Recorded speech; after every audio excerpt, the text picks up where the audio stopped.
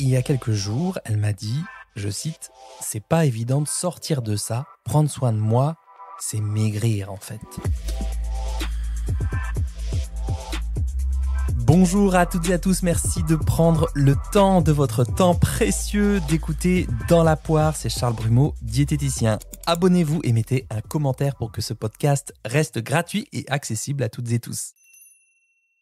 Aujourd'hui, un Dans la poire express avec un pas de côté sur une phrase que j'ai entendue en consultation il y a quelques jours et qui dit beaucoup de notre époque, beaucoup de nos familles, beaucoup de notre rapport à l'alimentation. Avec Elena, donc le prénom a bien sûr été changé, je vous dirai pourquoi j'ai choisi ce prénom dans quelques minutes.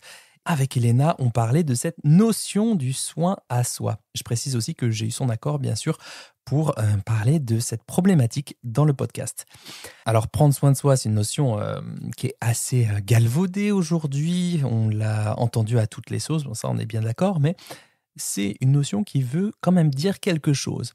Et en évoquant le soin lié à la composition des assiettes, le soin au sommeil, le soin de l'activité physique, des bonnes pratiques pour réguler son stress, le fait de faire du sport par exemple aussi, eh bien j'ai cru comprendre qu'il y avait une forme de résistance, c'est-à-dire que Elena mettait des choses en place, puis au bout de quelques jours, eh bien ça s'étiolait avec une perte de motivation, une pause des comportements bons pour elle et la culpabilité qui va avec en mode voilà, t'as pas de volonté, tu vois bien, t'en as encore là après tout ce temps. Et il y a quelques jours, elle m'a dit, je cite, « C'est pas évident de sortir de ça, prendre soin de moi, c'est maigrir en fait. » Et elle l'a dit aussi avec une forme de mépris, en tout cas j'ai cru percevoir ça dans une petite micro-expression. Donc elle me lâche cette bombe. Et ce qu'Elena est en train de m'expliquer, c'est que toute sa vie a été envisagée sous le prisme de la santé, c'est d'être mince. L'équilibre, on l'atteint avec des efforts pour perdre du poids. Pour avoir un job, pour s'intégrer, il faut avoir telle ou telle corpulence. Prendre soin de soi, c'est donc maigrir. Et aujourd'hui, elle a bien pris conscience de notre société, de la culture des régimes, des schémas liés à son éducation, des obsessions parentales qu'elle a réussi à mettre à une place beaucoup plus ajustée, en mode tiens, ça c'est leur côté, ça leur appartient et je les laisse avec leurs réflexions. Et ça, entre nous, c'est déjà une bonne chose de fait, tant les remarques liées au poids, notamment en intrafamilial, ça nous défonce. Bon, ça n'empêche pas son oncle de lui dire « Ah, c'est bien que tu te sois installé là, à côté d'un lac. Tu vas pouvoir faire des tours de lac. » Sous-entendu, c'est bien que tu te sois installé là, tu vas pouvoir enfin t'activer, brûler tes graisses et t'éloigner une bonne fois pour toutes de l'obésité que tu trimbales depuis des années. Voilà, amazing, merci cher oncle, merci beaucoup de te soucier d'Elena. Mais les remarques insidieuses, non sollicitées, garde-les pour toi, la bisette. En fait, ce que je voudrais dire, et ce qui est tout aussi dommage, c'est que la résistance se situe ailleurs et ne l'aide pas à avoir une vie à laquelle elle aspire pourtant. C'est-à-dire qu'Elena, elle a fait un gros boulot pour prendre ses distances avec les injonctions sociétales et familiales, toute cette pression.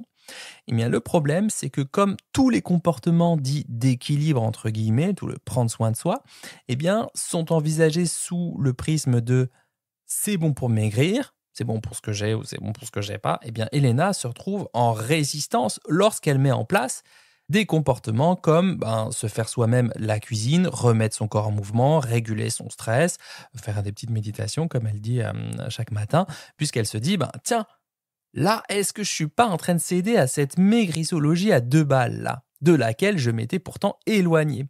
Exemple concret, elle s'était inscrite il y a quelques semaines à un programme de remise en forme progressive pour activer son corps, bouger, faire un peu de sport. Dans ce programme, il y a un pro de santé, 2 coachs un peu fitness en mode retrouver un ventre plat, des cuisses fermes, remonter vos fesses, etc. Bon, voilà.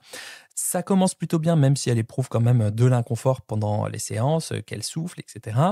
Sa fille participe quand ça l'amuse, et puis elle termine aussi par une méditation qu'elle fait d'elle-même tranquille. Et 2 semaines après, le discours des coachs, il commence un peu à être en mode « Bon, allez, là, on passe la seconde, faut avoir des résultats, faut brûler, etc. » Et elle est bien consciente qu'une fois par semaine, c'est pas assez. Assez pourquoi Ça, on pourra en discuter. Elle me dit même c'est rien. Or, je dis, quand vous faites une séance, c'est pas rien, quoi. Vous mettez le truc en place, vous mettez en tenue de sport, vous vous activez, vous êtes mieux après. Juste déjà le faire, c'est pas rien, quoi. En fait, concrètement, c'est pas rien. Il y a une différence quand vous le faites pas et quand vous le faites, quoi. Bref, je refais mon coach. Et elle me dit aussi, 3 pour l'instant, ça me semble compliqué. Et surtout, elle me dit, je me suis quand même éloigné de ça. Et ça mérite. Là, toute forme de contrainte, de répétition, de je dois, X fois par semaine, je ne veux pas y retourner. Donc là, il y a une résistance qui est assez forte, quoi. Alors, qu'est-ce qu'on a fait ? Eh bien, on a creusé le cœur de sa demande. C'est-à-dire, en gros, pourquoi elle faisait cela ? La cuisine qui régale, activer son corps, réguler son stress. Pourquoi ? Et en gros, mes questions, c'était en mode, tiens, j'explore avec curiosité. Qu'est-ce qui fait que c'est important pour vous, cette affaire-là ? Après tout, vous pourriez ne pas le faire.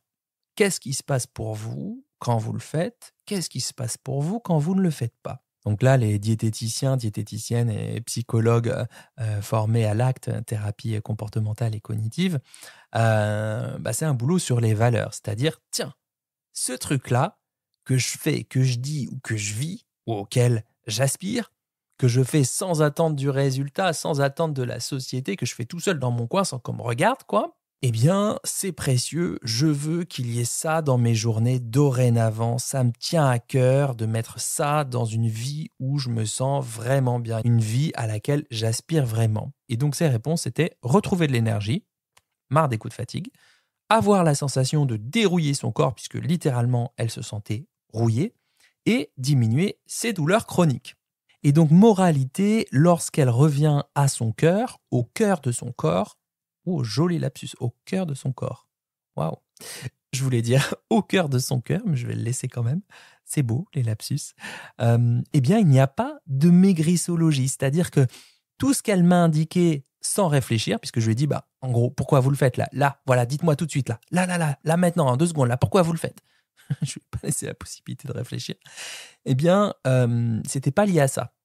C'était pas lié à faut maigrir, faut perdre du poids, etc. Bien au contraire, ses réponses, c'est la santé au sens large. Je veux retrouver de la mobilité, je veux me faire du bien, diminuer mon stress, prévenir les douleurs. C'est de la santé au sens large, quoi. D'ailleurs, je pense que si vous voulez creuser cette question, l'épisode 33 de Dans la poire peut être un bon atout.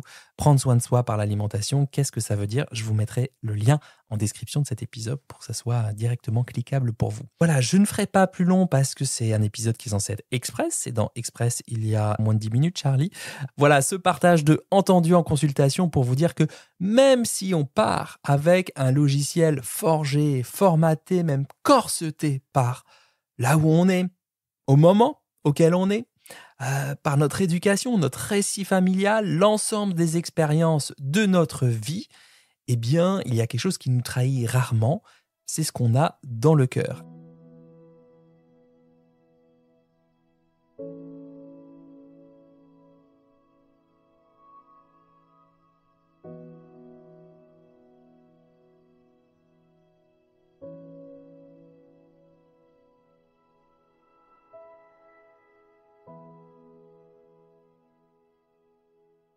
Alors j'entends bien que parfois c'est pas facile d'aller chercher, d'aller explorer. Parfois c'est inconfortable, voire douloureux.